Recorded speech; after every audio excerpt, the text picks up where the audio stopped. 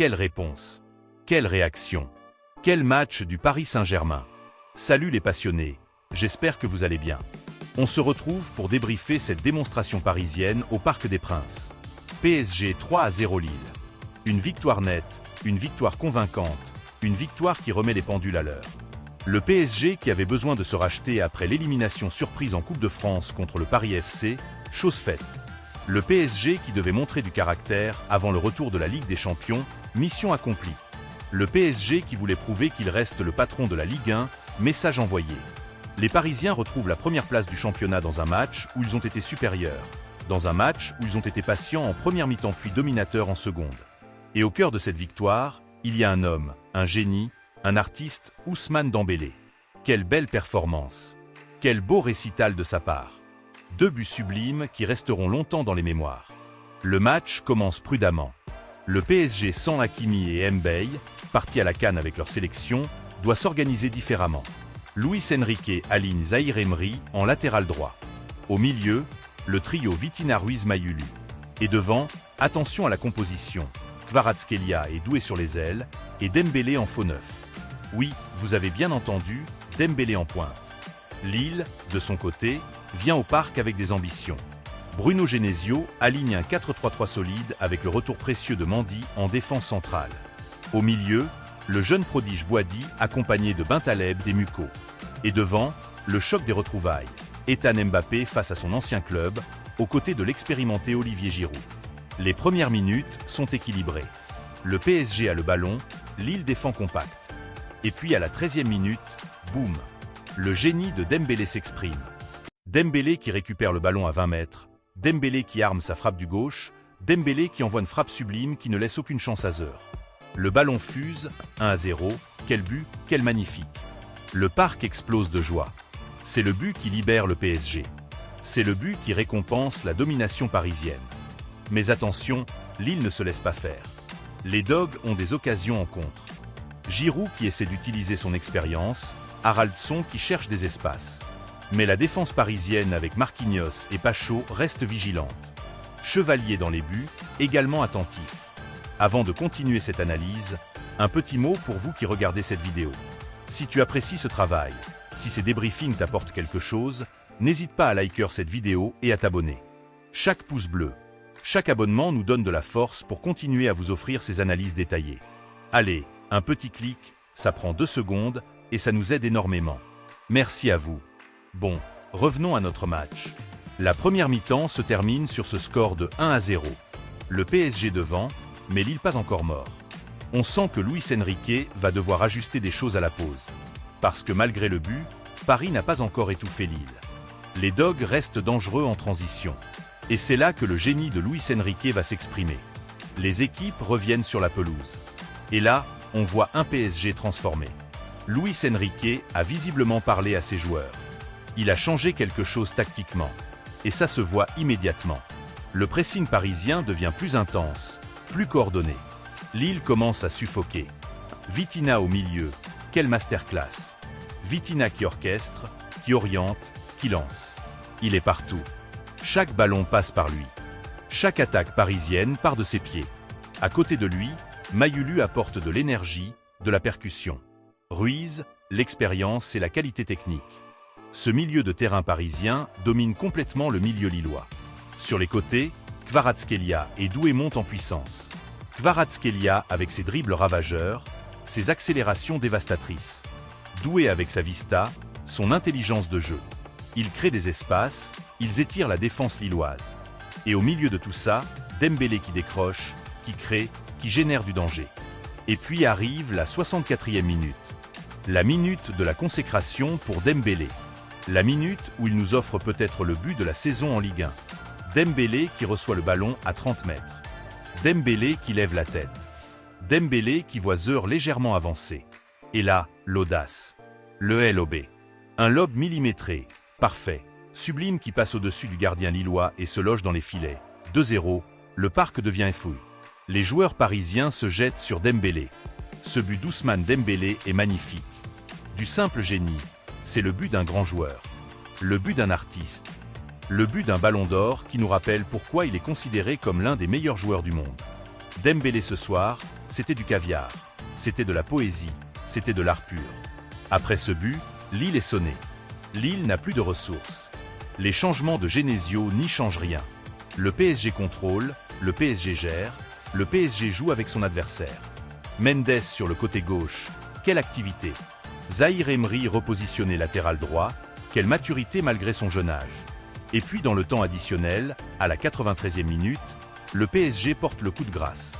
Barcola qui entre en jeu dans les dernières minutes, Barcola qui a encore faim de but, Barcola qui conclut à la perfection une action collective 3-0. C'est fini. Le PSG s'impose largement. Barcola qui continue sa belle saison.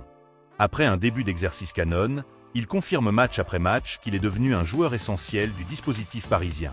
Sa vitesse, sa percussion, son efficacité devant le but. À seulement 22 ans, ce garçon a un avenir immense devant lui. D'ailleurs, si tu veux ne rater aucune analyse de ce type, pense à activer la cloche de notification. Comme ça, dès qu'une nouvelle vidéo sort, tu es prévenu.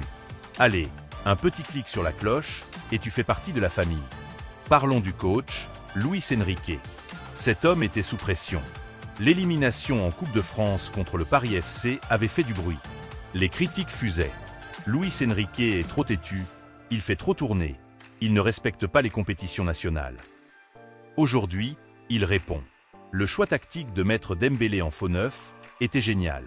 Dembélé qui décroche, qui crée des espaces pour Kvara et Doué, qui attire les défenseurs centraux lillois et libère des couloirs. C'était intelligent, c'était audacieux, et ça a fonctionné à la perfection. Les ajustements à la mi-temps étaient décisifs. Luis Enrique a vu que Lille était encore trop à l'aise en transition. Il a demandé plus d'intensité au pressing, plus de verticalité dans le jeu. Résultat, une seconde mi-temps dominatrice où Lille n'a quasiment pas existé offensivement. Luis Enrique prouve encore une fois qu'il est l'un des meilleurs tacticiens d'Europe. Il prouve qu'il sait lire un match, qu'il s'est ajusté, qu'il sait faire réagir son équipe. Ce PSG version Luis Enrique a peut-être moins de stars qu'avant, mais il a une identité, une cohérence, une force collective. Il faut parler de Vitinha. Quelle performance du milieu portugais! Vitinha aujourd'hui, c'était du grand art. Le nombre de ballons touchés, le nombre de passes réussies, le nombre d'actions initiées. Il était le cœur battant de ce PSG. Vitinha qui oriente le jeu à droite, à gauche, vers l'avant. Vitinha qui casse les lignes avec ses passes verticales. Vitinha qui ne perd jamais le ballon sous pression. Sa qualité technique est exceptionnelle. Sa vision du jeu est remarquable. Sa maturité tactique est impressionnante. À 24 ans, Vitinha est devenu l'un des meilleurs milieux de terrain d'Europe. Il n'a peut-être pas la notoriété d'un De Bruyne ou d'un Rodri, mais techniquement, tactiquement, il n'a rien à leur envier. Le PSG a trouvé un trésor avec lui. La défense parisienne, solide malgré les absences. Parlons aussi de cette défense parisienne. Marquinhos, le capitaine, le patron. Marquinhos qui commande sa ligne défensive, qui place ses partenaires, qui anticipe les mouvements adverses. À 30 ans, il continue d'être le ROC de cette équipe. À ses côtés, Pacho a été très solide. Pacho qui gagne ses duels face à Giroud, pas facile. Giroud avec ses intes 93 et son expérience, c'est pas n'importe qui. Mais Pacho a été vigilant, agressif, intelligent dans ses interventions. Les latéraux, Mendes à gauche et Zahir Emery repositionnés à droite, ont été actifs. Mendes avec ses montées dévastatrices, sa vitesse qui met les défenseurs lillois en difficulté. Zahir Emery qui assure défensivement tout en apportant du soutien offensif. Ce gamin de 18 ans joue avec une maturité incroyable. Et chevalier dans les buts, vigilant quand il fallait. Pas énormément sollicité grâce à la bonne organisation défensive, mais présent sur les rares occasions lilloises. Chevalier qui continue sa progression, qui s'affirme comme le numéro 1 parisien. Maintenant, parlons de Lille.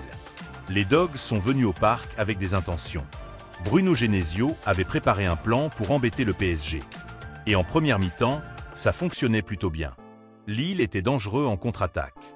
Le jeune Boady au milieu, quelle qualité! Ce gamin de 17 ans joue sans complexe. Il réclame le ballon, il n'a pas peur, il tente. Boady est l'un des plus grands espoirs du football français. Et il le montre match après match. Haraldson sur le côté, également intéressant. Ses courses, ses dribbles. Il a posé des problèmes à la défense parisienne en première période. Ethan Mbappé face à son ancien club, il a essayé de se montrer. L'émotion était palpable pour lui. Et Olivier Giroud en pointe, toujours ce même professionnalisme, cette même générosité. À 38 ans, Giroud continue de se battre, de presser, de faire les efforts défensifs. Respect absolu pour ce champion du monde. Mais voilà, en deuxième mi-temps, Lille a craqué.